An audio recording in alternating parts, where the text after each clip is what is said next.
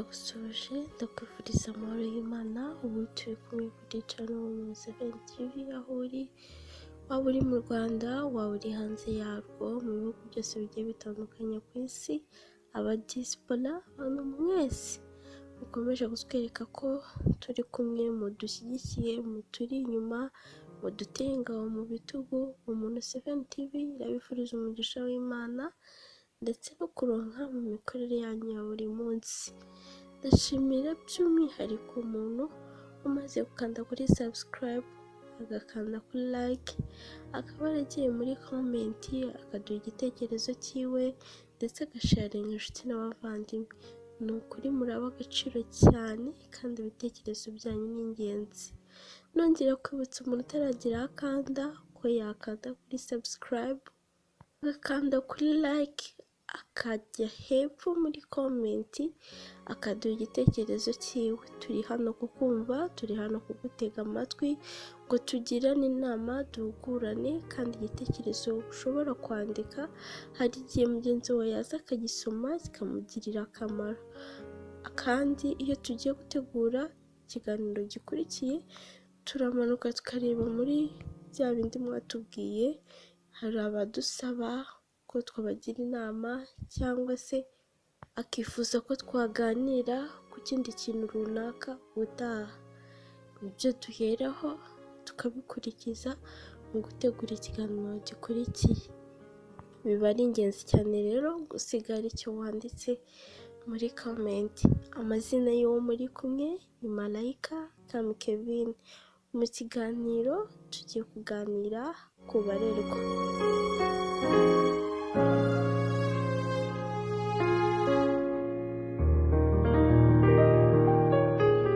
Niba ubushize twaraboneye hamwe uko umubyeyi akwiye kugenza, n'urerwa hari uko yagakwiye kugenza. Kurerwa, umuntu wese ashobora kuba yarerwa bitewe n'uko angana. Ntabwo kurerwa bivuze ko ari umuntu muto cyangwa umwana mutoya ari we urerwa gusa.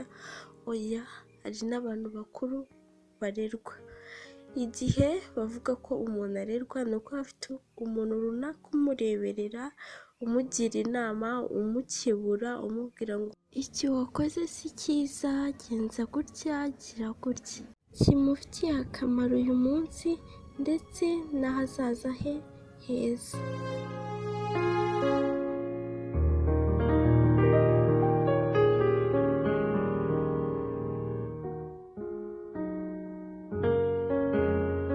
Bityo rero rya zingiro n'ubundi ryo kurerwa riba mu muryango. Hasi niho ritangirira kugira ngo umuntu akure afite wa muco wo kumvira abamurera. Nta handi rero. Iyo ukiri mutoya cyane, abakurera baba bakwibarutse cyangwa ababashije kugirwa umugisha wo kuba bakuzamura, akaba aribo bagutoza ibintu byose runaka. Iyo wabateze amatwi ukiri hasi biragufasha cyane, kubera ko hari imyaka rusange umwana ageramo agatangira kwiyumva ukundi, akumva ko ari ukwiye gufata icyemezo nawe ubwe yakwireberera. Hari imyaka ishukana akibwira ko yamajije gukura byuzuye kandi n'ahantu aragera agifite urugendo rwo kuba yarebererwa, rwo kugirwa inama, ibintu byinshi bigiye bitandukanye. Mu rwo rugero ni rwa rundi mu izina ry'abanyamahanga bajya bita adolescence. Iyo umwana ageze mu gihe cya adolescence, amaze gukura, ageze mu gihe cy'ubugimbi n'ubwangavu, harahatangira kumva ko we n'ababyeyi be bahangana cyangwa nabo ibyo bakora yabasha kubikora, cyangwa icyemezo mu rugo runaka yabasha no kuba yagitanga akagifata. Siko bimeze, kandi icyo gihe ababyeyi benshi bakunda kukibabariramo.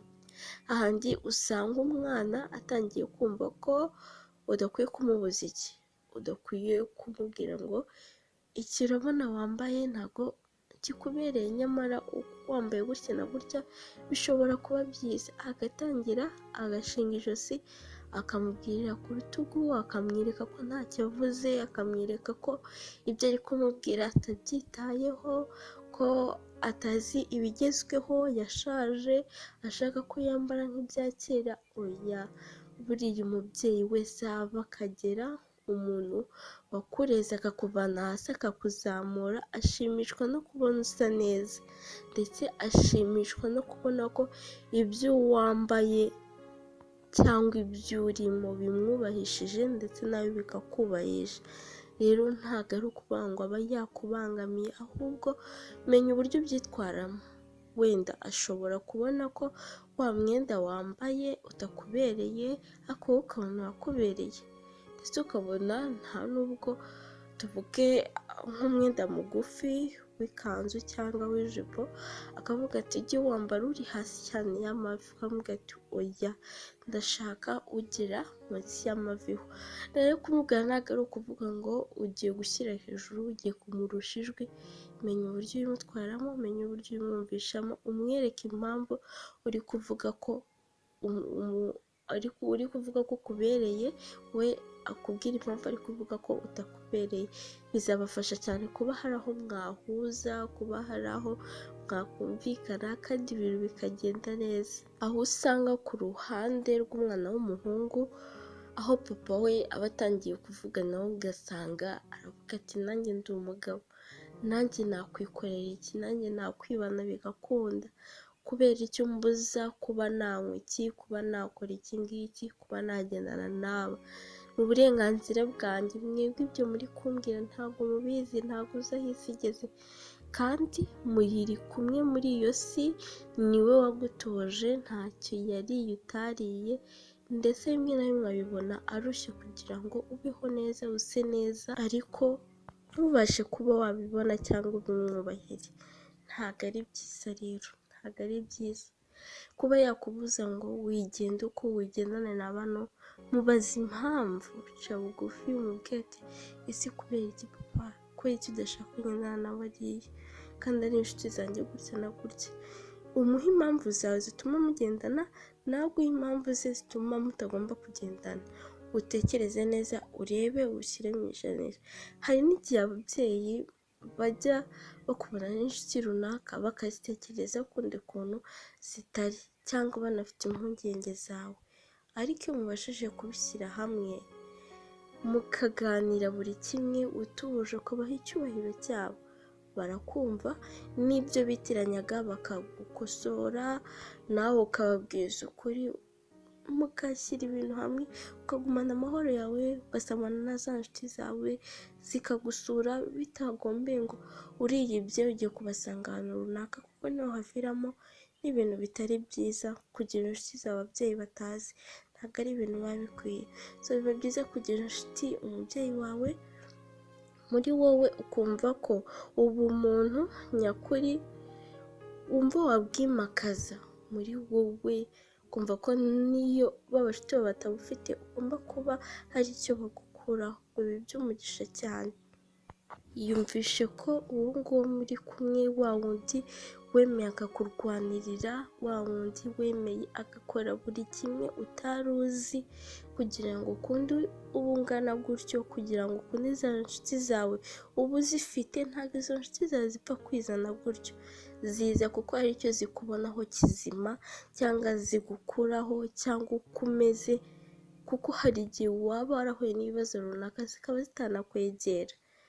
Ubaha wa wundi rero wagukuye muri cya kindi kibi, akaguha ishusho nyayo ituma ubasha kugaragirwa na za nshuti, kuko niwe muntu nyakuri utapfa kugutererana, mufitanye n'urukundo ruhambaye, yaba urerwa yaba n'umurezi we, uraba bafitanye urukundo rudashobora gucika na gato, aho mu bibazo niwe ubona mbere kurusha abandi.